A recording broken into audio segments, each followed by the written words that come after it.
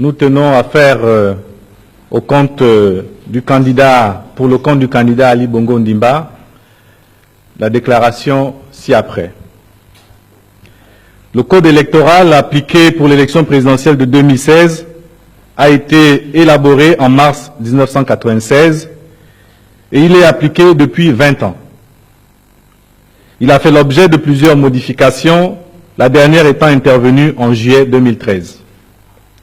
La particularité du code électoral gabonais est que, à tous les niveaux de discussion, son texte a été élaboré de manière consensuelle depuis la conférence nationale de 1990 et les accords de Paris, c'est-à-dire que tous les partis d'opposition et de la majorité ont participé à sa rédaction et ils l'ont tous approuvé.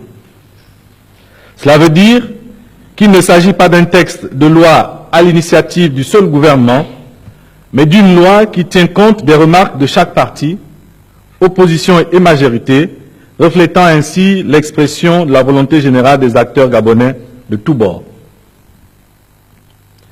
S'agissant des modalités du vote qui vient d'avoir lieu, nous voulons rappeler que la liste électorale ayant servi pour l'élection présidentielle de 2016 repose sur un enrôlement qui a permis l'établissement d'un fichier biométrique infalsifiable. Chaque électeur qui s'est rendu dans un bureau de vote a pris l'ensemble des bulletins de vote de chaque candidat, glissé dans une enveloppe le bulletin de son choix. Afin d'éviter les fraudes, chaque électeur glisse dans son enveloppe d'un côté le bulletin relatif à son vote et glisse de l'autre côté les bulletins des autres candidats pour lesquels il ne vote pas, puis l'électeur remet l'enveloppe dans l'urne en présence de tous les membres du bureau. Après les votes, l'ensemble des bulletins est compté et à la suite du comptage, les membres du bureau établissent un procès-verbal en 7 exemplaires qui est signé par 5 personnes issues de la majorité et de l'opposition. Une fois le procès-verbal établi et signé, les membres du bureau procèdent à la destruction de tous les bulletins de vote par voie d'incinération et ce, publiquement. Les résultats sont annoncés immédiatement devant le public et le président du bureau de vote remet, séance tenante, dans un souci de transparence, un exemplaire du procès-verbal aux représentants de chaque candidat. Au stade actuel, sur la base donc des procès-verbaux que nous ont rapportés les représentants de notre candidat, nous pouvons affirmer que le candidat Jean Ping a fraudé énormément contre le candidat Ali Bongo Ondimba. Cette fraude s'est traduite de 3 manières. D'abord, par ses représentants dans les bureaux de vote qui étaient soudoyés par ses envoyés, un mauvais report de voix au profit d'Ali Bongo Ondimba, c'est-à-dire les voix d'Ali Bongo Ondimba ont été mal reportées. Nous avons constaté que certains procès-verbaux de centralisation des résultats ne consignent pas le nombre de voix exact obtenues par Ali Bongo Ondimba. Le premier type de fraude que nous avons constaté à l'examen des dossiers, des documents que nous avons. Le deuxième type de cas de fraude, c'est la corruption de nos propres membres. Et nous allons apporter nos preuves devant la Cour constitutionnelle. M. Ping et ses agents se sont mis à soudoyer nos propres gens qui, au lieu d'œuvrer pour le candidat Ali Bongo Ondimba dans les bureaux, ont œuvré pour le candidat Jean Ping. La troisième manière dont se traduit cette fraude, c'est la propre traîtrise et trahison de nos propres partisans. Nous avons donc, à ce stade, des éléments de preuve sur tous ces faits et nous entendons les porter à la connaissance de la Cour constitutionnelle. Dans tous les cas, nous avons constaté que sur toute l'étendue du territoire, Ali Bongo Ondimba les votes d'Ali Bongo Ondimba ont évolué de 2009 à 2016 de 25%. Et cette évolution, elle est également visible dans presque toutes les provinces du Gabon. Plus précisément, dans 7 provinces sur 9. Dans l'estuaire, les votes en faveur d'Ali Bongo Ndimba évoluent de plus de 30%. Dans le Wellington, les votes pour Ali Bongo Ndimba évoluent de plus de 64%. Dans le Goué Ivindo, les votes en faveur d'Ali Bongo Ndimba évoluent de plus de 39%. Dans le Haut-Ogoué, les votes en faveur d'Ali Bongo Ndimba évoluent de plus de 31%. Dans le Goué Lolo, les votes d'Ali Bongo Ndimba reculent de 20%. Dans le Goué Maritime, les votes en faveur d'Ali Bongo Ndimba évoluent de plus de 52%. Dans le Moyen-Ogoué, les votes pour Ali Bongo Ndimba reculent de 4%. Dans la Nianga, les votes pour Ali Bongo Ndimba évoluent de 45%. Dans l'Angounié, ils sont de plus de 14%.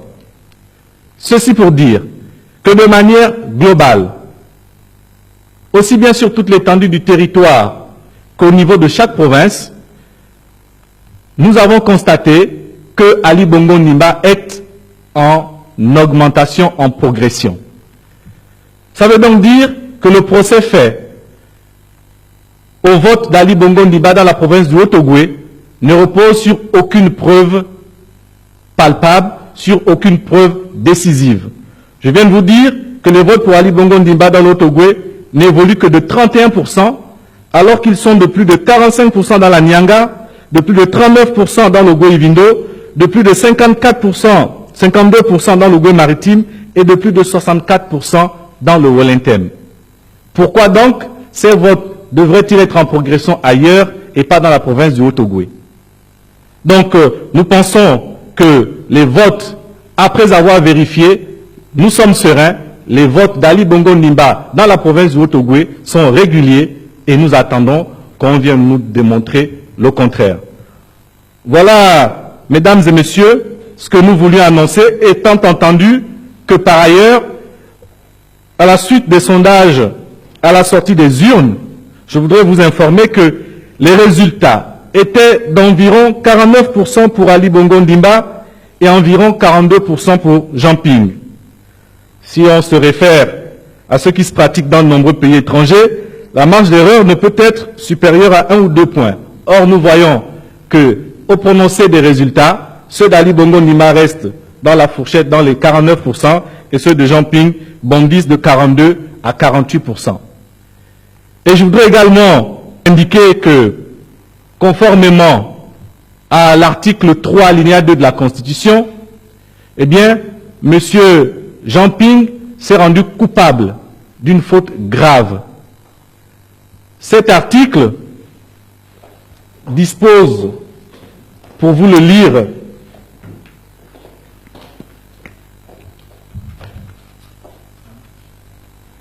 l'article de la Constitution, article 3, aucune section du peuple, aucun groupe, aucun individu ne peut s'attribuer l'exercice de la souveraineté nationale ni entraver le fonctionnement régulier des institutions de la République. En se déclarant élu président du Gabon, alors même que M. Jean Ping n'avait pas la totalité des suffrages, il s'est rendu coupable de la violation de l'article 3 de notre Constitution. Et nous entendons le signaler, le signifier, l'invoquer devant la Cour constitutionnelle pour qu'elle en tire toutes les conséquences irrélatives. Voilà, mesdames et messieurs, ce que nous voulions dire. Je vous remercie. Si vous avez des questions, nous sommes à votre disposition.